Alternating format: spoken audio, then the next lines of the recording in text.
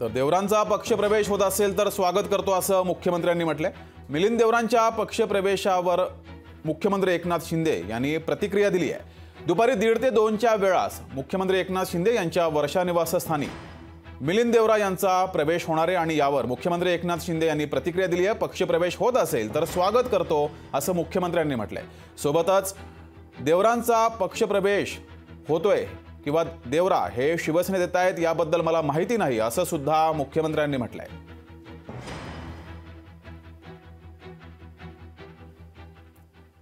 मला काहीच वाटत नाही। मला काय वाटणार?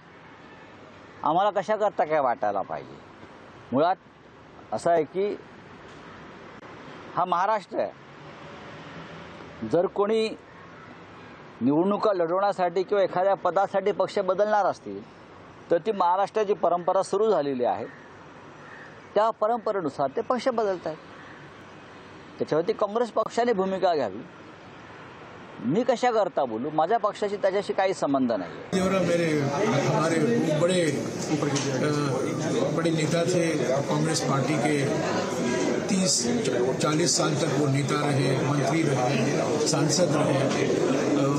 उनकी दोस्ती सभी पार्टियों से हुआ करती थी, पर वो एक अटल दृढ़ कांग्रेसी थे और उन्होंने कांग्रेस का कभी साथ नहीं छोड़ा। मैं आज मुरली देवरा जी को आज सकाळी मिलिंद देवराजींचं जे आहे ते मी ट्विट बघितलं। त्यांनी त्या ठिकाणी जो आहे तो काँग्रेस पक्षाचा राजीनामा देण्याचा निर्णय घेतलेला आहे। मला त्यांना सांगायचं आहे की काँग्रेस परिवार जो आहे हे आपण एक कुटुंब आहोत। देवरा परिवार आणि काँग्रेस परिवार हे वेगळं समीकरण आहे आणि त्यामुळे आपण जो घेतलेला निर्णय आहे त्याचा आपण फेरविचार करावा हे तर मी म्हणेनच। पण त्याचबरोबर आपल्याशी आम्ही सातत्याने त्या ठिकाणी बोलण्याचा प्रयत्न केला आहे, आपल्याशी संवाद करण्याचा प्रयत्न केला आहे आणि प्रभारी असतील किंवा मी असेल आमचा हाच प्रयत्न राहिला की काँग्रेस परिवार एकत्र राहायला पाहिजे। आम्ही बघितलं ट्विट आणि त्याने राजीनामा दिलेला आहे। आज भारत जोडो न्याय यात्रा सुरू होते मणिपूरपासून आणि अशा वेळेला त्यांनी हा घेतलेला निर्णय हा मनाला कुठेतरी खेद लावणारा निर्णय है। निराशा तो होती है। मैं मिलन जी को जानता हूँ।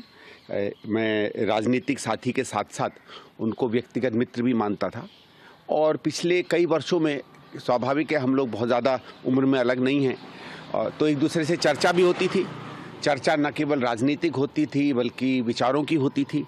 देश का कैसे होना चाहिए, भारतीय जनता पार्टी के बारे में मेरा क्या ओपिनियन है, उनका क्या है, मोदी के बारे में अपनी अपनी। तो जिस तरह की बातें वो कम से कम मुझसे कहते थे, ऐसा व्यक्ति कांग्रेस छोड़ के भारतीय जनता पार्टी से जुड़े हुए किसी भी घटक दल से जाकर जुड़ जाए, मुझे बहुत आश्चर्य होता है कि आप इंसान से ज़्यादा एक व्यावसायिक मशीन बन के रह गए हैं। मुझे निराशा होती है। मैं आशा करूंगा कि मिलिंद जी कम से कम इस बात पर विचार करें। स्वतःचा विचार आणि राजकीय भवितव्याचा विचार करत त्यांनी तो निर्णय घेतला असावा असं मला वाटतं।